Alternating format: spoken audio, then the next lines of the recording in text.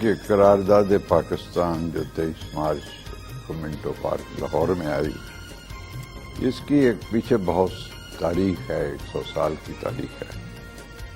یہ 1857 میں جس کو ہم جنگ آزادی کہتے ہیں اور انگریز اس کو غدر کہتے ہیں، ہم غدر کہتے ہیں، اس کو جنگ آزادی کہتا ہے، مختلف کتابوں میں مختلف نام لکھے ہوئے ہیں۔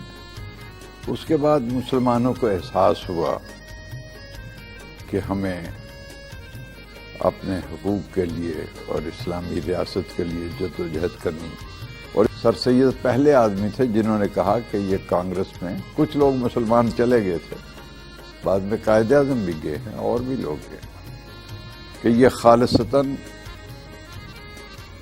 ان کی ہندوؤں کی جماعت ہے۔ مسلمان بہت پسماندہ تھے۔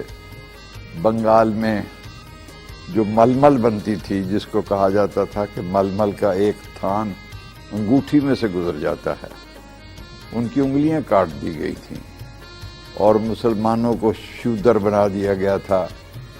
وہ مسلمان جو کبھی حاکم تھے وہ اب کہیں چپراسی تھے، کہیں ایک پوسٹ ہوتی تھی دوات میں سیاہی ڈالنے کی، اس میں بڑی چھوٹی مسلمانوں کی اکنامیکل حالت بھی۔ پھر مسلمانوں کی مسجدوں کے آگے سور کا گوشت ڈال دیا، اس میں بڑی، پھر مسلمانوں کو زبردستی ہندو بنانے کی بھی ایک تحریک چلی۔ بہت ظلم سہتے 1906 میں پہلی دفعہ آل انڈیا مسلم لیگ ڈھاکہ میں بنی، تو مسلمانوں پر بڑی یہ مصیبتیں آئیں، اور اس طرح کرتے کرتے یہ بہت انہوں نے مصیبتیں جھیلیں۔ اس کے بعد پھر قائد اعظم تو بددل ہو کر چلے گئے، 1936 میں پھر وہ واپس آئے، لیکن جو مفکرین تھے برطانیہ کے، یہ 1857 کی جنگ آزادی آپ دیکھیں تو 1858 میں ایک جان برائٹ تھا انگریز، اس نے انگریزوں کی پارلیمنٹ میں کہا کہ یہ کوئی ایک ملک نہیں ہے ہندوستان، اس میں کئی ملک پوشیدہ ہیں، اور یہ آپ دیر یا بدیر آپ کو اس میں ڈیوائیڈ کرنا ہوگا، یہ اس نے 1858 میں کہہ دیا۔ 1927 میں دنیا کا جو سب سے بڑا پومسٹ ہے، ستارہ شناس ہے، جو بڑی پیشین گوئیاں کی ہے، کیرو ایک مشہور نام ہے، اس نے 1927 میں یہ پیشین گوئی کی تھی کہ 25 سال کے اندر اندر مجھے ہلال نظر آ رہا ہے، چاند ستارہ نظر آ رہا ہے۔ بہرحال یہ تو پیشین گوئیاں تھیں یا اس مفکر کا انالیسس تھا، لیکن ایک بڑا اور فیکٹر تھا کہ جب سر سید بنا، اس میں انہوں نے اردو کو یا فارسی کو، اردو کو دیوناگری زبان یعنی ہندی زبان کے سٹائل میں لکھنے کی ایک تحریک شروع ہوئی تھی، تو شیکسپیئر نے سر سید کو بلایا کہ آپ کیا دیکھ رہے ہیں؟ آپ تو کہہ رہے تھے کہ ہندو اور مسلمان ایک دلہن کی 2 آنکھیں ہیں، تو یہ کیا ہو رہا ہے؟ انہوں نے کہا کہ یہ جو تحریک ہے، اس سے اب مسلمان اور ہندو اکٹھے نہیں رہیں گے، یہ زبان کی بنیاد پر علیحدہ ہو جائیں گے، اور یہ اردو نے بھی تحریک پاکستان میں بہت بڑا کام کیا۔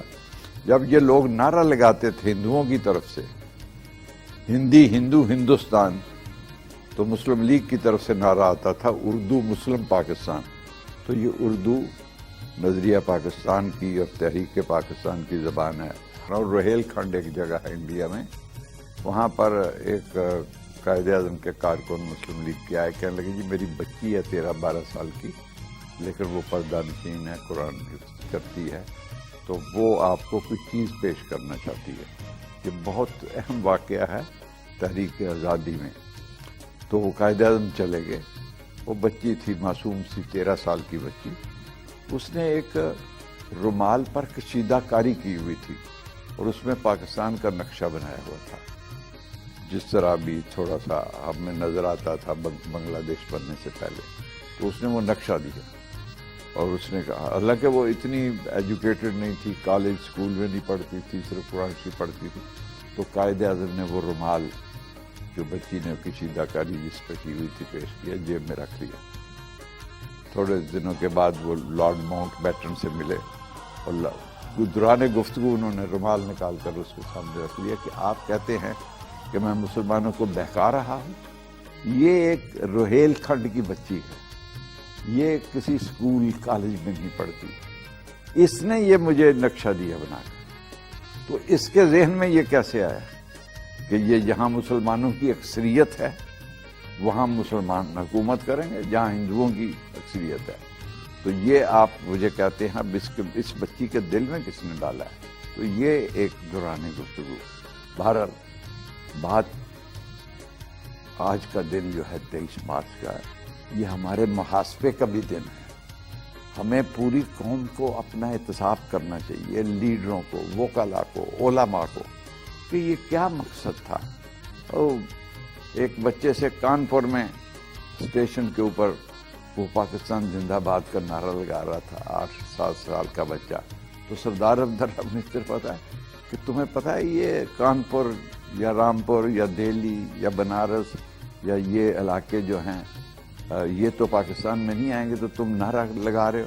کہنے کہ نہیں، لیکن ہمارے مسلمان بھائیوں کی زندگی تحفظ ہوگی، ان کو تحفظ ملے گا، وہ اسلامی طرز حیات بنائیں گے، چلو وہ تو اپنی زندگی اور ان کے بچے اور آنے والی نسلیں خوش ہوں گی۔ تو ہمارا احتساب ہے کہ ہم نے یہ اس کے بنگلوں کے لیے یا کارنر پلاٹوں کے لیے یا اس کے لیے تو نہیں بنایا تھا۔ اب دوسرے درجے پر یہ ایک بات آتی ہے، یہ بڑی اہم بات ہے، تاریخ میں ایک لکھی جانے والی بات ہے، اور لوگ جو پڑھے لکھے لوگ ہیں جنہوں نے تحریک پاکستان پر کام کیا وہ اس کو جانتے ہوں گے۔ اب قائد اعظم کے پاس نہ فوج تھی، نہ نیوی تھی، نہ ایئر فورس تھی، نہ میڈیا تھا، نہ ایٹم بم تھا، نہ پیسہ تھا، کچھ بھی نہیں تھا۔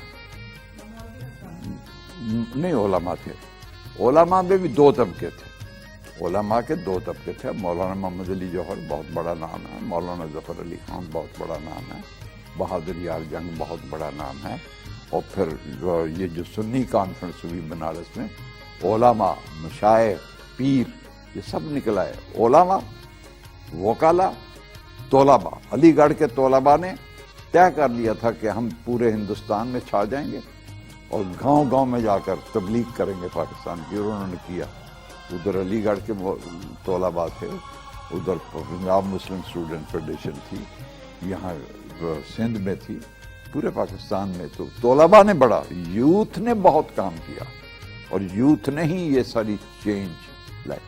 تو اب اس وقت لوگ کہتے ہیں ہمارے ہاں ٹارگٹ کلنگ ہے، دہشت گردی بہت ہے، کرپشن بہت ہے، بڑے یہاں پر مسائل ہیں۔ میں جب تاریخ کے کونوں میں، گوشوں میں جھانک کر دیکھتا ہوں تو یہ کوئی سب سے بڑا مسئلہ نہ کرپشن ہے، نہ ٹارگٹ کلنگ ہے، نہ دہشت گردی ہے، یہ بہت چھوٹے چھوٹے مسئلے ہیں۔ سب سے بڑا مسئلہ یہ ہے کہ اس ملک کے پاس کوئی قائد نہیں ہے، کوئی لیڈر نہیں ہے جس کو چاروں صوبوں کے جتنے بھی 110 ضلع ہیں ہر ایک ضلع کی حمایت ہو۔ یوتھ کو میں یہی کہنا چاہتا ہوں، قائد اعظم کا ایک پیغام ہے کہ آئندہ اس ملک کو آپ نے سنبھالنا ہے، آپ اپنی تعلیم کو مکمل کریں، اور آپ اپنی خودی کو کبھی نہ بیچے۔ علامہ اقبال کا پیغام ہے، اور علامہ اقبال نے تو بہت یوتھ کے لیے کبھی ہے نوجوان مسلم تدبر بھی کیا، تو انہیں ان کو تدبر، ریسرچ، سائنٹیفک ریسرچ، اور ان کو ایسے ایونیوز تلاش کرنے چاہیے جو سیلف امپلائمنٹ کی ضرورت ہے۔